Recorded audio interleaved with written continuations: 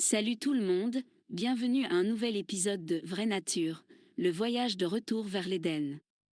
Je suis votre animateur, et honnêtement, je devrais probablement être en train d'organiser ma boîte mail qui a atteint le nombre redoutable de 5 chiffres de messages non lus, mais au lieu de ça, je suis tombé sur cette convergence fascinante qui m'a fait scroller jusqu'à bien après l'heure du coucher. Donc me voilà, en train de doom-scroller comme on fait à 2 heures du matin, quand j'ai remarqué ce pattern frappant qui émergeait. Les lectures d'aujourd'hui parlent de communautés qui reconnaissent leurs erreurs, cherchent une transformation authentique et reconstruisent la confiance à travers l'action authentique plutôt que les promesses vides. Et d'une manière ou d'une autre, mon algorithme m'a servi ça juste à côté des nouvelles sur le parcours continu du Burundi, une petite nation d'Afrique de l'Est qui lutte avec son propre passé complexe tout en essayant de tracer un avenir plus prometteur. Ce qui a attiré mon attention, ce n'était pas juste une autre histoire politique, mais ce changement intéressant qui se produit depuis une décennie environ. Les dirigeants là-bas ont été de plus en plus ouverts sur le fait de chercher des conseils auprès de principes supérieurs, parlant de fondements moraux et de sagesse divine d'une manière qui semble authentique plutôt que performative.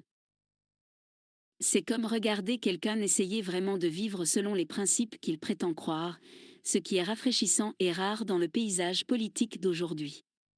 Mais voici où ça devient vraiment intéressant, il navigue cette approche spirituelle sans la manipulation religieuse habituelle qu'on voit ailleurs. Bien sûr, le cynique en moi se demande combien de temps ça peut durer, et l'optimiste en moi est curieux de ce qui arrive quand les dirigeants essaient vraiment de gouverner avec une responsabilité morale. Et naturellement, les voix dans ma tête passent un moment philosophique fantastique avec toute cette situation. Oh, comme c'est charmant. Encore une petite nation africaine qui essaie de se refaire une image avec de la rhétorique spirituelle.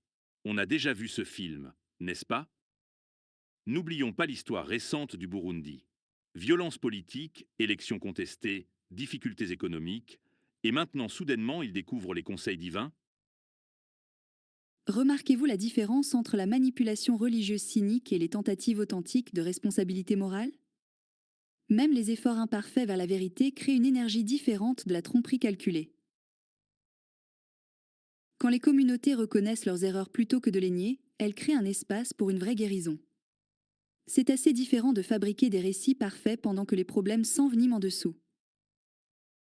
Mais soyons réalistes sur le voisinage dans lequel le Burundi se trouve. Certaines puissances régionales ont maîtrisé l'art de présenter des images impeccables tout en menant leurs affaires comme d'habitude derrière des portes closes. Pourquoi lutter avec une vraie responsabilité quand on pourrait simplement contrôler le récit médiatique? Regardez comme certains voisins ont géré efficacement leur réputation internationale malgré des décennies de pratiques douteuses. Les systèmes nécessitant une gestion d'image constante versus ceux qui construisent des fondations authentiques, lequel pensez-vous nécessite plus d'énergie pour se maintenir avec le temps? Comme un jardin, les communautés focalisées sur une vraie croissance peuvent paraître plus désordonnées que des présentations parfaitement manucurées, mais elles développent une vraie résilience plutôt qu'une beauté superficielle. La résilience est un luxe pour les pays qui peuvent se permettre d'être honnêtes sur leurs défauts. Dans une région où la perception détermine les flux d'aide et les décisions d'investissement, la transparence peut être un suicide politique. Certains voisins du Burundi ont transformé les récits de victimisation en immunité contre la critique. Ils ont si efficacement armé leur souffrance historique qu'ils peuvent maintenant déstabiliser d'autres pays avec des conséquences internationales minimales. Quand les dirigeants invoquent constamment des principes supérieurs dans leur prise de décision, quelque chose d'intéressant se produit. Ils créent des structures de responsabilité qui s'étendent au-delà des calculs politiques. L'acceptation graduelle du Burundi de fondements moraux, même appliqués imparfaitement, construit différents types de confiance sociale que les systèmes basés sur la peur ou la manipulation. Mais voici la naïveté dangereuse. Le langage spirituel en politique est toujours à un pas de devenir une arme. Combien de temps avant que les conseils divins deviennent le mandat divin pour faire taire l'opposition? La rhétorique religieuse a été l'outil classique des autoritaires à travers l'histoire. Le humble serviteur d'aujourd'hui des principes supérieurs devient le prophète infaillible de demain qui ne peut pas être questionné. C'est là où le discernement devient crucial. La responsabilité spirituelle authentique augmente la transparence et l'humilité, tandis que la fausse spiritualité demande une obéissance sans question. Remarquez comment le vrai leadership moral invite l'examen plutôt que de demander une foi aveugle. Les dirigeants qui cherchent vraiment la sagesse supérieure deviennent plus responsables, pas moins. C'est une belle théorie, mais le pouvoir corrompt le langage spirituel comme tout le reste. Donnez-lui du temps. Bientôt, ils prétendront que leurs politiques viennent directement de la révélation divine. Pendant ce temps, leurs voisins plus pragmatiques continuent d'étendre leur influence à travers des méthodes éprouvées de manipulation, conflits par procuration et récits internationaux soigneusement gérés. Considérez comment différents systèmes gèrent la pression et l'opposition. Ceux construits sur des fondations authentiques peuvent reconnaître la critique et s'adapter, tandis que ceux construits sur des réalités fabriquées doivent faire taire la dissidence pour survivre. La volonté du Burundi de lutter ouvertement avec des questions morales, même imparfaitement, crée de l'antifragilité, la capacité de devenir plus fort à travers les défis plutôt que plus faibles. L'antifragilité sonne impressionnant, jusqu'à ce que vous soyez entouré de voisins qui ont maîtrisé les arts sombres de la politique régionale. Certains pays dans cette région ont transformé la manipulation en un art si fin qu'ils peuvent déstabiliser les autres tout en apparaissant comme des pacificateurs. Ils ont appris à exploiter chaque faiblesse, transformer chaque crise en opportunité d'expansion et se présenter comme des stabilisateurs indispensables tout en étant en fait des déstabilisateurs primaires. Les systèmes qui s'appuient sur l'exploitation des faiblesses des autres sont comme des parasites. Ils peuvent prospérer temporairement, mais ils affaiblissent finalement tout l'écosystème dont ils dépendent. Le chemin du Burundi vers des fondements moraux authentiques, même imparfaits, crée des relations génératives plutôt qu'extractives avec son environnement et ses voisins. Les relations génératives sont de beaux concepts, mais elles nécessitent que toutes les parties opèrent de bonne foi. Que se passe-t-il quand vous essayez de construire une communauté authentique tout en étant entouré de maîtres de la tromperie?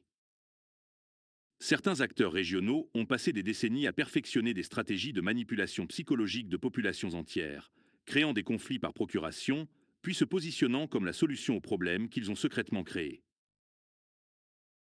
C'est précisément là où l'ancrage spirituel devient le plus précieux, non comme échappatoire, mais comme fondation pour reconnaître et résister aux patterns manipulateurs. Les communautés enracinées dans des principes authentiques développent une immunité à la manipulation parce qu'elles peuvent distinguer entre l'autorité authentique et artificielle, entre les crises réelles et fabriquées. Mais voici le piège 22. Plus le Burundi devient transparent et responsable, plus il devient vulnérable à l'exploitation par des voisins qui opèrent à partir de manuels complètement différents. L'honnêteté dans un voisinage de menteurs magistraux n'est pas de la vertu, c'est un désavantage stratégique. Peut-être qu'ils ont besoin d'apprendre quelques-unes de ces compétences plus sombres juste pour survivre. Remarquez comment cette supposition traite l'intégrité comme une faiblesse plutôt qu'une force? Le contraire est en fait vrai. Les systèmes construits sur la vérité nécessitent moins d'énergie pour se maintenir et s'avèrent plus résilients sous pression. Quand les communautés s'alignent avec des principes authentiques, elles puisent dans des sources de force que le pouvoir fabriqué ne peut pas accéder ou comprendre. C'est inspirant, mais dites ça aux millions qui ont souffert sous les principes authentiques de certaines puissances régionales qui ont maîtrisé l'art de la justification vertueuse pour leurs actions. Au moins, les voisins du Burundi, qui ont embrassé la manipulation sophistiquée, obtiennent des résultats. Leurs dirigeants restent au pouvoir, leurs pays reçoivent des investissements internationaux, et ils étendent leur influence, peu importe le coût humain. Chaque système basé sur l'exploitation contient les graines de son propre effondrement. Comme une maison construite sur le sable, les façades impressionnantes s'effondrent finalement quand les fondations s'avèrent inadéquates. Le voyage du Burundi vers une vraie responsabilité, reconnaître les erreurs passées tout en construisant des fondements moraux, représente la différence entre guérir les blessures versus simplement les couvrir avec des bandages plus élégants. La question devient: combien de temps le vrai leadership moral peut-il survivre dans une région où certaines puissances ont transformé la manipulation psychologique en politique d'État? Quand vos voisins ont maîtrisé l'art de créer la sympathie internationale tout en menant des guerres par procuration, peut-être que l'honnêteté naïve n'est pas la stratégie gagnante. Ceci révèle la différence profonde entre la réaction défensive et la vérité offensive. Les communautés ancrées dans des principes authentiques n'ont pas besoin de faire correspondre la manipulation avec la contre-manipulation.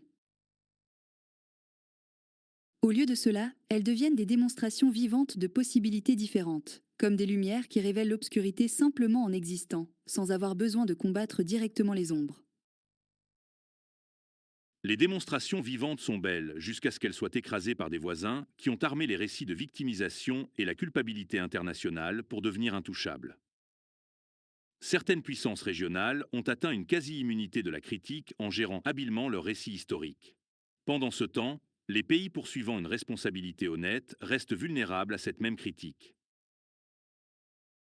Ce qui apparaît comme force dans les systèmes basés sur la manipulation est en fait une profonde faiblesse. Le besoin constant de validation et contrôle externe révèle une profonde insécurité.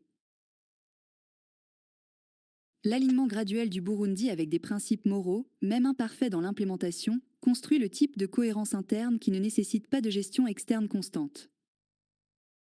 La cohérence interne ne les protégera pas des menaces externes. Et soyons honnêtes sur le plus grand risque. Le langage religieux en politique a tendance à évoluer de la recherche humble vers la certitude absolue. La recherche de conseils divins d'aujourd'hui devient le mandat divin de demain. Et soudainement, vous n'êtes pas différent de n'importe quel autre régime autoritaire réclamant une bénédiction spéciale pour leurs actions. C'est là où la différence entre spiritualité authentique et performative devient cruciale. Un vrai ancrage spirituel augmente l'humilité et la responsabilité plutôt que de les diminuer. Remarquez comment la vraie pratique spirituelle rend les dirigeants plus disposés à admettre les erreurs, plus ouverts à la correction et plus engagés à servir les autres plutôt qu'à être servis. C'est la théorie, mais le pouvoir a une façon de corrompre même les intentions spirituelles authentiques. Combien de dirigeants ont commencé avec un humble service et ont fini avec des complexes messianiques? Surtout dans une région où certaines puissances ont déjà démontré comme le langage spirituel ou moral peut être efficacement armé pour justifier un comportement de plus en plus autoritaire. La clé réside dans les systèmes de responsabilité qui s'étendent au-delà des dirigeants individuels. Quand les principes spirituels deviennent intégrés dans les structures communautaires plutôt que dépendants de la vertu individuelle, ils créent une transformation durable. Le défi et l'opportunité du Burundi est de construire ces structures de responsabilité tant que l'intention reste pure, avant que le pouvoir ait une chance de corrompre la vision originale. Donc voilà, l'expérience fascinante du Burundi en leadership moral, complète avec toutes les complexités, risques et possibilités qui viennent avec l'essai de gouverner à partir de principes spirituels authentiques dans une région où ça, eh bien, disons juste que ce n'est pas le manuel standard. C'est honnêtement rafraîchissant de voir des dirigeants qui semblent lutter avec une vraie responsabilité plutôt que de simplement gérer leur image. Mais comme notre débat interne l'a souligné, le chemin de chercher et conseil divin à réclamer un mandat divin a été parcouru par beaucoup de dirigeants bien intentionnés à travers l'histoire. Peut-être que la clé est ce qu'on a entrevu ici, construire des systèmes de responsabilité qui ne dépendent pas de la vertu individuelle seule, créer des communautés qui peuvent distinguer entre spiritualité authentique et performative, et développer cette antifragilité qui devient vraiment plus forte à travers l'examen honnête plutôt que plus faible. Dans un monde où certaines puissances ont maîtrisé l'art de la manipulation psychologique à une échelle nationale, peut-être que l'acte le plus révolutionnaire est simplement d'essayer de s'aligner avec la vérité, même imparfaitement. Le vrai test sera de savoir si le Burundi peut maintenir cette trajectoire alors que les pressions augmentent et les tentations se multiplient.